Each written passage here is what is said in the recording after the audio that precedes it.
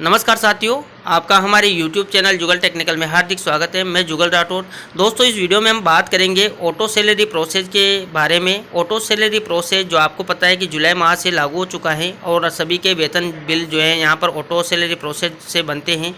तो बहुत सारे साथियों के बहुत सारी समस्याएँ होती है, उनके यहाँ पर कुछ सवाल हैं और यहाँ पर उनके जो आंसर दिए गए हैं। तो यहाँ पर हम प्रश्नावली जो बनाई हुई है उसके बारे में चर्चा करेंगे कि क्या सवाल आपके हैं और उनके क्या जवाब है। तो पूरी प्रोसेस आपको मैं बताने वाला हूं, तो आप वीडियो को पूरा देखें। और आप हमारे चैनल पे नए हैं और अभी तक आपने हमारे चैनल को सब्सक्राइब नहीं किया तो चैनल को सब्सक्राइब करें, बेल आइकन प्रेस करें, क्योंकि ऐसी जानकारी आपको मिलती रहती है। तो देखिए यहाँ पर आप सभी को पता है कि जो आपका सैलरी बिल है अब वो ऑटो सैलरी प्रोसेस के माध्यम से बनता है और यहाँ पर जो बिल प्रोसेस हैं वो ऑटो सैलरी होती हैं कि तो किस प्रकार यहाँ पर ऑटो सैलरी प्रोसेस में बहुत सारे साथियों के बहुत सारे जो हैं सवाल थे। उन सवालों का जवाब यहाँ पर वीडियो कॉन्फ्रेंसिंग के दौरान दिया गया है।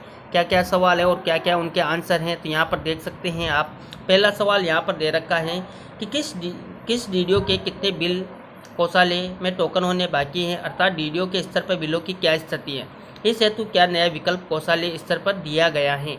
यहाँ पर जो आंसर हैं, डीडीओ के बिलों की स्थिति हेतु कोषालय स्तर पर नया विकल्प ट्रेजरी रिपोर्ट में उपलब्ध करवाया गया है। जो ट्रेजरी रिपोर्ट होती है उसमें यहाँ पर आपको ये मिल जाएगा।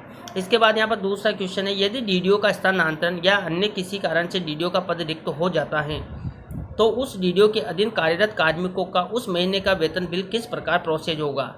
यहाँ पर जो डीडीओ का स्थानांतरण हो जाता है या पद रिक्त होता है तो वहाँ पर जो कार्मिक कार्यरत होते हैं उनके बिल की प्रोसेस क्या होगी। तो देखिए यहाँ पर डीडीओ का स्थानांतरण या पद रिक्त होने की स्थिति में डीडीओ लॉगिन में डीडीओ इंफॉर्मेशन को हटाने पर उक्त डीडीओ के सैलरी बिल प्रोसेस नहीं होंगे। डीडीओ इंफॉर्मेशन उपलब्ध होने पर ही सैलरी बिल ऑटो प्रोसेस होंगे। तो यहाँ पर जो ऑटो प्रोसेस हो जाएगा डीडीओ इंफॉर्मेशन उपलब्ध होने पर। इसके बाद यहाँ पर थर्ड क्वेश्चन है, ऑटो सैलरी प्रोसेस के तहत महीने की 16 से 22 तारीख के बीच उस महीने के वेतन बिल की रिपोर्ट देखने के लिए क्या विकल्प उपलब्ध हैं। तो यहाँ पर देखिए ऑटो सैलरी प्रोसेस के तहत बनने वाले सभी बिल रिपोर्ट देखने के लिए डीडीओ लॉगिन में सैलरी बिल कंफर्मेशन ऑप्शन उपलब्ध हैं। तो यहाँ पर आपको ये ऑप्शन मिलेगा, इस पर आप जाकर देख सकते हैं। इसके बाद नंबर 4 पर है यहाँ पर, यदि एक से ज़्यादा डीडीओ व एक से ज़्यादा वेतन ग्रुप एक कार्यालय में बने हुए हैं तो वेतन किस प्रकार बनेगा। तो यहाँ पर देखिए एक से ज़्यादा डीडीओ व एक से ज़्यादा वेतन ग्रुप होने पर डीडीओ लॉगिन में सैलरी प्रिपरेशन में ग्रुप डीडीओ मैपिंग सुविधा उपलब्ध है। तो आपको यहाँ पर जो ग्रुप डीडीओ मैपिंग है वहाँ पर यह सुविधा आपको मिल जाएगी। इसके बाद यहाँ पर 5th नंबर पे है, मेडिकल डिपार्टमेंट, नगर पालिका व अन्य विभाग में कार्यरत ऐसे कार्मिक जो अस्थायी रूप यानी कि संविदा में कार्यरत हैं उन कार्मिकों का वेतन इस प्रक्रिया के तहत किस प्रकार बनेगा। तो किसी भी विभाग के ऐसे कार्मिक जो अस्थायी रूप से कार्यरत हैं और उनका बिल ऑब्जेक्ट हेड 0102 से बनते हो तो उन कार्मिकों का वेतन भी इसी ऑटो सैलरी प्रक्रिया के तहत बनेगा, तथा जिन कार्मिकों का वेतन बिल पीडी हेड से बनता है उनके लिए पीआरआई पे मैनेजर पर इसी प्रक्रिया के तहत सुविधा उपलब्ध है।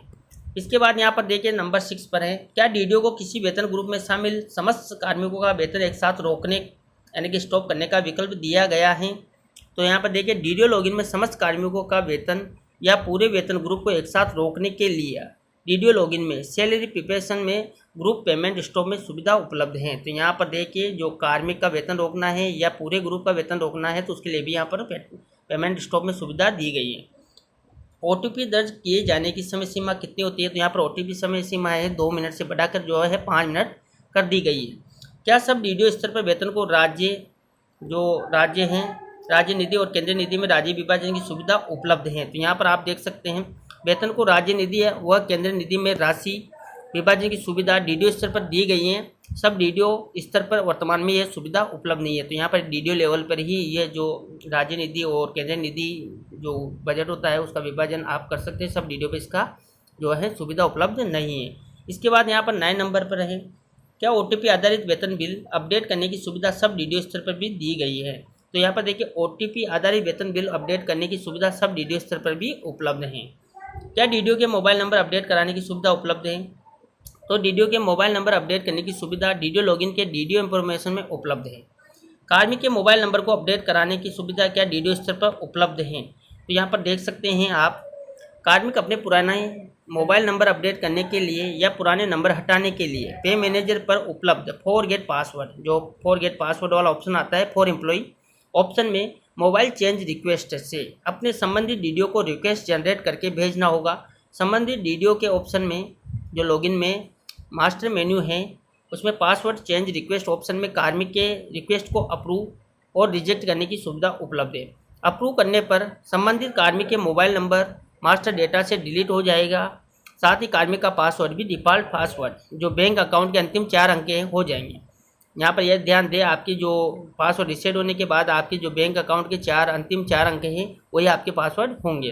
कार्मिक द्वारा लॉगिन करने पर पुनः नए मोबाइल नंबर दर्ज करने की सुविधा उपलब्ध रहेगी। जो आपको कार्मिक द्वारा लॉगिन करेगा जैसे ही, तो वहाँ पर आपके मोबाइल नंबर दर्ज करने की सुविधा आपको मिल जाएगी। इसके बाद यहाँ पर देखिए 12 नंबर पर, क्या निजी निक्षेप खाते में उपलब्ध कुल राशि में से वेतन मद की राशि कम होने पर भी सिस्टम द्वारा वेतन बिल प्रोसेस किया जा सकता है। यहाँ जो आपके खाता होता है उसमें आपकी राशि कम पड़ जाती है तो तब क्या होता है, निजी निक्षेप खाते में किसी भी मद की राशि उपलब्ध होने पर वेतन बिल प्रोसेस हो जाएगा और कोषालय को प्रेषित हो जाएगा।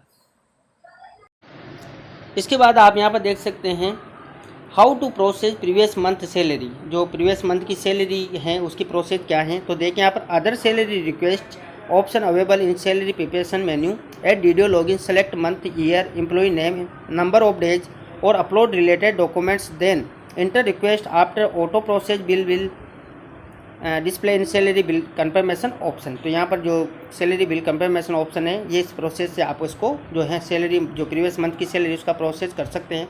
इसके बाद यहाँ पर how to process half pay and partial pay, तो for half payment option available in employee half pay option in bill processing menu, for partial payment option available in partial payment in employee pay detail option. Note, यहाँ पर note दे रखा है कि for remaining days of previous month enter number of days in other salary request only. इसके बाद यहाँ पर है जो 15 नंबर पर है, DDO entered other salary request for previous month but salary not process. तो यहाँ पर देखिए if salary not process in auto process kindly check following option. तो यहाँ पर कुछ ऑप्शन दे रखे हैं, देखिए आप allowance and deduction mismatch in employee pay details, mismatch employee report in salary report option, employee master in employee detail option. तो ये ऑप्शन यहाँ पर आप चेक कर सकते हैं। इसके बाद यहाँ पर salary not process of any office for all groups. तो यहाँ पर देखिए काइंडली चेक फॉलोइंग रीजन, यहाँ पर कुछ रीजन दे रखे हैं तो आपको उनको चेक करना है। डीडीओ इंफॉर्मेशन जो required for salary process, group stop option should be release और mismatch employee report in salary report option. तो इस प्रकार आपको जो है salary not process any office for all groups हैं इसका जो सॉल्यूशन है इस प्रकार होगा। इसके बाद यहाँ पर how to update basic of an employee की यहाँ पर बेसिक कैसे अपडेट करनी है। तो देखिए यहाँ पर option available in DDO login authorization में आपको employee detail updation, employee pay detail update option, request will not forward to HOD. यहाँ पर जो रिक्वेस्ट है वो एचओडी को फॉरवर्ड नहीं करनी है। इसके बाद यहाँ पर देखिए 18 नंबर पर how to change employee status, service category and status. तो option available in DDO login, यहाँ पर आपको ऑथोराइजेशन में employee detail updation, employee status update, request option, request will not forward to HOD. इसके बाद यहाँ पर है how to change employee name, father's name and date of DOB जो है। तो option available in employee login data, जो यहाँ पर ऑप्शन है ये एम्प्लॉय के जो लॉगिन डाटा पर ही उपलब्ध है। यहाँ पर आपको देखिए नेम, फादर्स नेम और DOB will be fetched for SIPF department if any update required, update to SIPF portal. अगर आप यहाँ पर कोई भी डिटेल जो आपकी डिटेल हैं पे मैनेजर एम्प्लॉय लॉगिन पर वो आपकी SIPF पोर्टल से ली गई है, इसमें कोई भी प्रकार की जो अगर मिसमैच हैं तो आप यहाँ पर SIPF पोर्टल पर उसको पहले सही कराएं। तो employee will send request to DDO, then DDO will approve authorization employee detail updation and then DDO forward to HOD for final approval. तो यहाँ पर डीडीओ जो इसको एचओडी को फाइनल अप्रूवल के लिए भेजेगा। After approval for HOD master data will be update, यहाँ पर आपका डाटा जो है अपडेट हो जाएगा।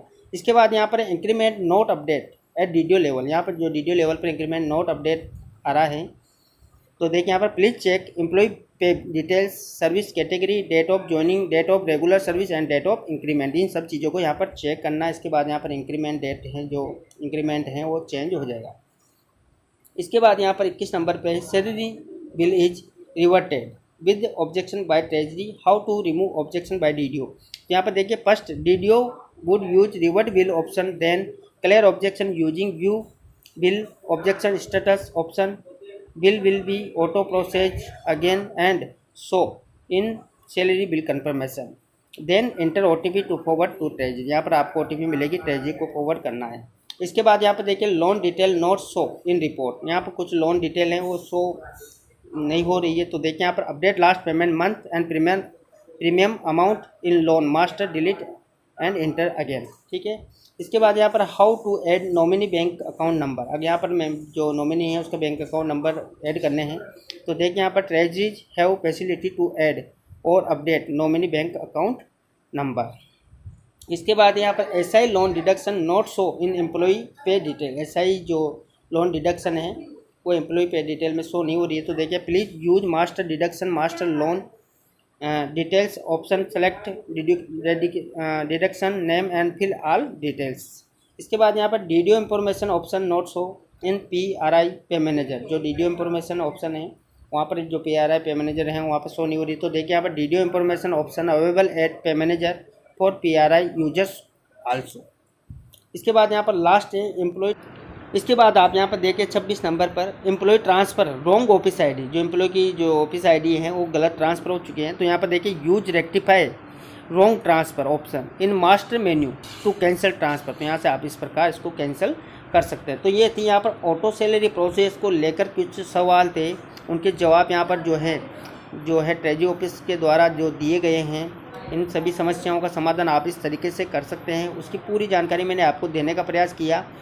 तो इस प्रकार आपको जो है ऑटो सैलरी प्रोसेस में आपके आने वाली तकलीफ का आप समाधान कर सकते हैं। तो दोस्तों आपको हमारी जानकारी कैसी लगी, जानकारी अच्छी लगी तो लाइक शेयर करें, और आप हमारे चैनल पे नए हैं और अभी तक आपने हमारे चैनल को सब्सक्राइब नहीं किया तो चैनल को सब्सक्राइब करें, बेल आइकन प्रेस करें, क्योंकि ऐसी जानकारी आपको हमारे चैनल पर लगातार मिलती रहती है। धन्यवाद दोस्तों।